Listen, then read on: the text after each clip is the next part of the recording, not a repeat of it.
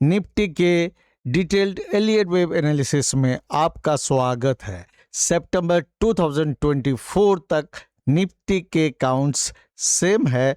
उसके बाद मैंने दो पॉसिबिलिटीज पर बात किया है। पॉसिबिलिटी 1 है जिसमें कि intermediate wave 3 is still unfolding और ये माइनर वेव 4 ऑफ 3 इस अनफोल्डिंग 4A, 4B और 4C। ये पॉसिबिलिटी 1 में मैंने आपको बताया हुआ है। पॉसिबिलिटी 2 में ये है कि intermediate wave 3 is completed on 5 जनवरी 2026 और इसमें देखिए minor wave 4 of intermediate wave 3 complete हुआ 7 अप्रैल 2025 को। तो ये बेसिक डिफरेंस है। इस क्लमजी पार्ट को देख के अभी टेंशन में नहीं आइए। मैंने वीकली चार्ट इसलिए लिया है ताकि लॉन्ग टर्म व्यू हम लोग समझ सकें। निफ्टी के वीकली चार्ट को ध्यान से देखिए। ये है प्राइमरी वेव 1 जो कि आप देखेंगे जनवरी 2008 को कंप्लीट हुआ। उसके बाद ये है प्राइमरी वेव 2, फिर यहाँ पर प्राइमरी वेव 3 कंप्लीट हुआ है जनवरी 2020 को। इसके बाद प्राइमरी वेव 4 का करेक्शन आया और 2020 के बाद का जो अपमूव है ये प्राइमरी वेव 5 है। प्राइमरी वेव 5 के अंदर में फिर इंटरमीडिएट वेव बनने हैं। तो इंटरमीडिएट वेव 1, 2, 3, 4, 5 इस तरह से बनना है। इसको फिर डेली चार्ट में कन्वर्ट करेंगे तो आपको क्लियर होगा। पहले इधर देखिए, ये जो प्राइमरी वेव 3 है इसमें 1, 2, 3, 4 एंड 5 ये इंटरमीडिएट वेव है जो ब्रैकेट के अंदर में है। इसमें इंटरमीडिएट वेव 5 फिर फर्दर 5 फ्रैक्टल यहाँ इसने बनाया और ये है minor wave 1, minor wave 2, minor wave 3, minor wave 4 and minor wave 5। इसमें माइनर वेव 5 देखिए एक इंटरेस्टिंग पैटर्न बनाया 1, 2, 3, 4 एंड 5 ये डायगोनल है। तो 5 में बना है तो ये एंडिंग डायगोनल हुआ। इसके बाद देखिए डायगोनल के बाद ये बहुत डीपर शार्प करेक्शन आया और ये आपको प्राइमरी वेव 4 कंप्लीट हुआ। इसके बाद जो रिकवरी हुआ ये प्राइमरी वेव 5 के लिए है और ये प्राइमरी वेव 5 में आपको इंटरमीडिएट वेव 1 यहाँ कंप्लीट हुआ। आप यहाँ देखिए अक्टूबर 2021 को। इसके बाद इंटरमीडिएट वेव 2 ये WXY बनाया और फिर इसके बाद यहाँ से यहाँ अभी जो मैं बता रहा हूँ ये इसमें देखिए इंटरमीडिएट वेव 3। इंटरमीडिएट वेव 3 में फिर आपको ये माइनर वेव 1 कंप्लीट, यहाँ माइनर वेव 2 कंप्लीट और माइनर वेव 3 कंप्लीट हुआ सितंबर 2024 को। इतना तक सभी में समान है काउंट। इसके बाद एक ये कंसेप्ट हुआ पॉसिबिलिटी कि ये जो 7 अप्रैल 2024 को minor wave 4 of this intermediate wave 3 ये यहाँ कंप्लीट हुआ। इसे WXY इसको डेली चार्ट में कन्वर्ट करूंगा तो आपको और क्लियर हो जाएगा। यहाँ कंप्लीट हुआ 4 और 5 जनवरी को ये माइनर वेव 5 कंप्लीट हुआ। तो इस तरह से इंटरमीडिएट वेव 3 कंप्लीट हुआ। ये पॉसिबिलिटी 2 में मैंने इसको रखा है। पॉसिबिलिटी 1 में ये है कि ये अभी भी माइनर वेव 4 अनफोल्ड हो रहा है, या 4A, ये 4B और इसके बाद 4C। जो निफ्टी के डेली चार्ट में अभी हम लोग देखेंगे दो पॉसिबिलिटीज को फिर से एक बार। तो देखिए सितंबर 2024 तक का काउंट सेम है, दोनों में ये माइनर वेव 3 है जो कि इंटरमीडिएट वेव 3 का एक फ्रैक्टल है। उसके बाद पॉसिबिलिटी 1 में जो मैंने यहाँ काउंट आपको डिफरेंट बताया है वो ये है कि माइनर वेव 4 अभी कंप्लीट नहीं हुआ है, बल्कि इसके फ्रैक्टल्स 4A, 4B और 4C अभी अनफोल्ड हो रहे हैं। यानी पॉसिबिलिटी 1 में ये बात है कि intermediate wave 3 is still unfolding, जबकि पॉसिबिलिटी 2 में क्या है कि इंटरमीडिएट वेव 3 कंप्लीट हो चुका है यहाँ पर 5 जनवरी 2026 को, और उसके बाद से इंटरमीडिएट वेव 4 अनफोल्ड हो रहा है। और दोनों पॉसिबिलिटीज में दो डिफरेंट वेव काउंट्स अवेलेबल है। मैंने पहले भी डिस्कस किया हुआ, आज फिर से डिस्कस करते हैं। तो सबसे पहले पॉसिबिलिटी 1 को क्लोजली देखते हैं। देखिए 27 सितंबर 2024 के बाद इसमें वेव 4, माइनर वेव 4 अपने फ्रैक्टल्स बना रहा है। इसमें देखिए 4A बना है 27 सितंबर 2024 से 4 मार्च 2025 के बीच में। इसमें आप A, B एंड C देखिए। उसके बाद वेव 4B बना, ये 4 मार्च 2025 से 5 जनवरी 2026 के बीच में। इसमें देखिए A, B एंड C, ये C अगेन एक एंडिंग डायगोनल बना। ये 4B का हाई बनाया 26,373.20। इसके बाद वेव 4C अनफोल्ड हो रहा है। वेव 4C का देखिए minute wave 1, minute wave 2, minute wave 3, ये 2 अप्रैल 2026 तक में कंप्लीट हो चुका है। इसके बाद यहाँ पर दो डिफरेंट वेव काउंट्स जो मिल रहा है, उसमें क्या है, एक में है कि माइन्यूट वेव 4 एक एलियट वेव ट्रायंगल बनाया। माइन्यूट वेव 4, ये ध्यान दीजिए, तो इसमें A, B, C, D, E बना। इसमें E जो है ओवरशूट किया, लेकिन फिर ये नीचे की ओर आया। अगर ये सही है तो फिर इसमें देखिए, चूंकि ये जो बाउंस है, ये बाउंस कुछ दिन में फिर फेल होना चाहिए। इसको फिबोनाची रिट्रेसमेंट लेवल अगर ऐसा लगाते हैं फिबोनाची रिट्रेसमेंट टूल से, आप देखिए इसमें इस बाउंस का क्या क्या लेवल निकल के आ रहा है। 38.2% फिबोनाची रिट्रेसमेंट इज 24,317।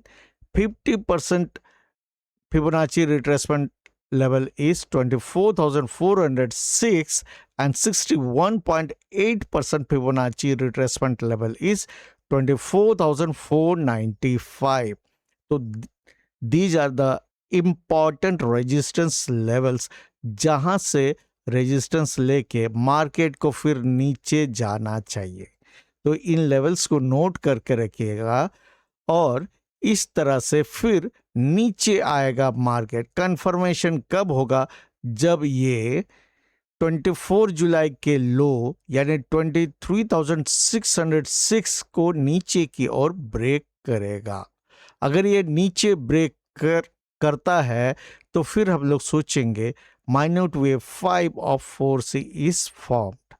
तो ये कंफर्म होगा तो फिर नीचे लेवल 22,000 को हम लोग ना नहीं कर सकते हैं, यानी हमें आने वाले दिन में 22,000 देखने को मिलेगा। ये बियरिश सिनेरियो है। अब इस माइन्यूट वेव 4 में इसके कारण एक अल्टरनेटिव काउंट ये है कि ये ट्रायंगल ना होकर ए, बी और सी बना सकता है। अगर ऐसा है, ए देखिए यहाँ कंप्लीट है, बी यहाँ कंप्लीट है, इसके बाद ये सी में जहां कहीं भी हो सी वो 5 सबवेव स्ट्रक्चर होता है। इसमें देखिए ये 1 2 इसके बाद 3 4 5 इस तरह से बनना चाहिए। तो इस 3 में फर्दर फ्रैक्टल ये 1 2 3 ऐसे हो सकता है। तो इसके लिए यही है कि नीचे का लेवल यहाँ जो 23,606 का लेवल है, नीचे ब्रेक नहीं होना चाहिए, ऊपर की ओर जाए तो हम लोग इस पार्ट को ए, बी और सी इसको मान सकते हैं। लेकिन यहाँ पर इस सी के कंडीशन में भी निफ्टी 26,341 के लेवल तक नहीं जाना चाहिए, क्योंकि 1 2 3 के बाद 4 अगर 1 के टेरिटरी में आता है, जो कि यहाँ आ चुका है, तो ये एक डायगोनल है। और डायगोनल के केस में वेव 4 इस वेव 1 के अंदर आ सकता है, लेकिन इस वेव 2 के लेवल को बराबर नहीं कर सकता है या उसके बियॉन्ड नहीं जा सकता है। अगर निफ्टी 26,341 या उसके बियॉन्ड जाता है तो फिर ये नलीफाई हो जाएगा। अब आते हैं possibility 2 of Elliott wave of Nifty. इसमें देखिए, इसमें ये है कि इंटरमीडिएट वेव 3 कंप्लीट हो चुका है 5 जनवरी 2026 को। यहाँ से चलते हैं सितंबर 2024 को minor wave 3 of intermediate wave 3 complete हुआ। उसके बाद ये माइनर वेव 4 कब कंप्लीट हुआ? 7 अप्रैल 2025। इसमें आप देखिए W, X और Y। इस W के फ्रैक्टल को देखिए A, B एंड C। इस X में देखिए यहाँ ऐसे क्लोजअप आप देखिएगा तो X में ये 3 वेव स्ट्रक्चर है। इसके बाद Y में देखिए A, B एंड C ये बना। 7 अप्रैल के बाद देखिए 1 2 3 4 एंड 5 ये इस माइनर वेव 5 के फ्रैक्टल हैं। ये एंडिंग डायगोनल बना फिर से, और इस तरह से कंप्लीट हुआ intermediate wave 3। Intermediate wave 3 complete होने के बाद इंटरमीडिएट वेव 4 ये बना। तो यहाँ पर आपको यहाँ से फिर 2 अल्टरनेटिव वेव काउंट्स देखने को मिलेंगे। इसमें अंतर क्या है कि 2 अप्रैल 2026 को इंटरमीडिएट वेव 4 कंप्लीट हो चुका है, ये एक पॉसिबिलिटी है, एक काउंट है। या फिर ये 4 का ए ही है और इंटरमीडिएट वेव 4 अनफोल्डिंग है अभी भी। अगर मान लीजिए इंटरमीडिएट वेव 4 कंप्लीट हो चुका है 2 अप्रैल 2026 को, तो उसके अंदर के फ्रैक्टल्स A, B और C यहाँ क्लियर हैं। इसमें लो बना 22,188.95 का। तो अगर 4 कंप्लीट है तो ये 5 ऊपर जा रहा है, ये इंटरमीडिएट वेव 5 ऊपर लेके जा रहा है मार्केट को। उस कंडीशन में आपको ये वाला मानना होगा। इसमें ये 1 2 फिर 3 4 एंड 5 ऐसे ऊपर इस तरह से जाना चाहिए। तो ये बुलिश कंडीशन है। अगर ऐसा है यहाँ 1 कंप्लीट है, इसको देखिए 2 कंप्लीट है और ये 3 अनफोल्ड हो रहा है।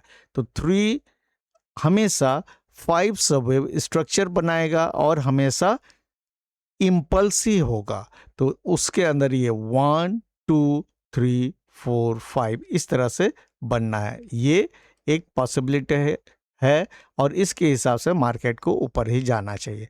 दूसरा काउंट जो लोग सोच रहे हैं वो ये होगा कि इंटरमीडिएट वेव 4 अभी कंप्लीट नहीं हुआ है 2 अप्रैल को, बल्कि ये अपने फ्रैक्टल्स बना रहा है। ये ए कंप्लीट हो चुका है, अभी बी बन रहा है और बी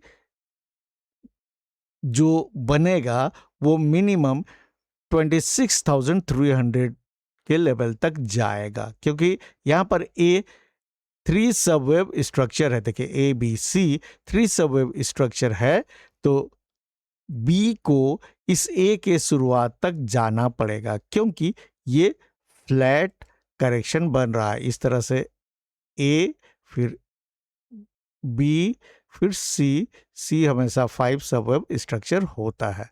यानी ये इस लकीर जो मैंने खींचा हुआ है 26,300 मिनिमम जाएगा। तो उसमें देखिए ए बी और सी बनना है, ए बी सी बनना है इस 4B को कंप्लीट करने के लिए। तो ए कंप्लीट है, बी कंप्लीट है और यहाँ पर सी है। तो whether intermediate wave 4 is complete और नॉट, अभी यहाँ पर 5 सबवेव स्ट्रक्चर एक बनना है, क्योंकि दोनों परिस्थिति में यहाँ 5 सबवेव स्ट्रक्चर है। सी हो या हो 3, दोनों में 1 2 3 4 5 बनना है।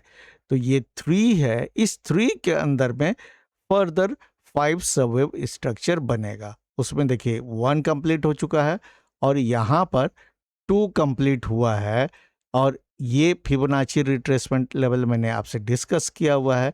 और यहाँ आप देख सकते हैं मार्केट ने 61.8% फिबोनाची रिट्रेसमेंट लेवल में सपोर्ट लिया और फिर ये ऊपर की ओर जा रहा है।